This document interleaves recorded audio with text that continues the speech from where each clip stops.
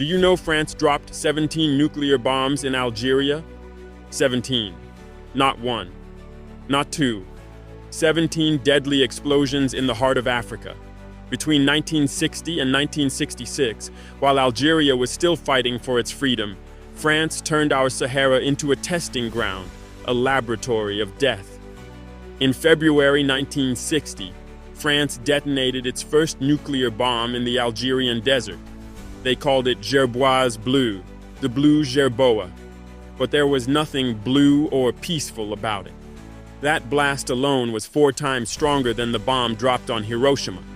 The explosion tore through the sands of Ragun, sending radioactive dust across the desert, across villages, across people who had no idea what was happening. Did France warn the locals? Did they evacuate them? Never. Entire tribes were left in their homes, unaware that the wind blowing through their tents carried poison, radiation that would kill slowly, generation after generation. But that was not enough for them.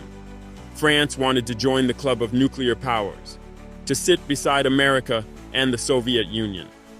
And to do that, they used Africa as their laboratory. They even placed soldiers, prisoners, and civilians close to the blast sites, just to study how much human beings could endure under nuclear fire. Can you imagine? Africans turned into experiments. And when Algeria won its independence in 1962, France didn't stop. Under the Evian Accords, they negotiated the right to continue their nuclear tests in the Hagar Mountains, deep underground this time, far away from the eyes of the world. 13 more explosions, hidden under the sands, shaking the mountains of Inekter until 1966.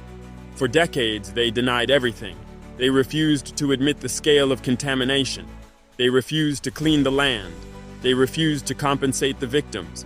Even the French soldiers who were exposed were abandoned.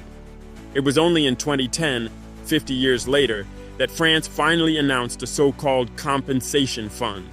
$11 million to be shared among all the victims. $11 million for a crime that poisoned a nation.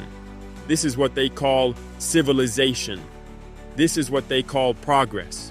They tested nuclear weapons on African soil, then walked away as if nothing happened. But the radiation remains, in the sand, in the water, and in the blood of those who still live there. So when they lecture Africa about human rights, when they claim to bring democracy and development, we must remember this, that the same hands which speak of peace once dropped 17 nuclear bombs on African land.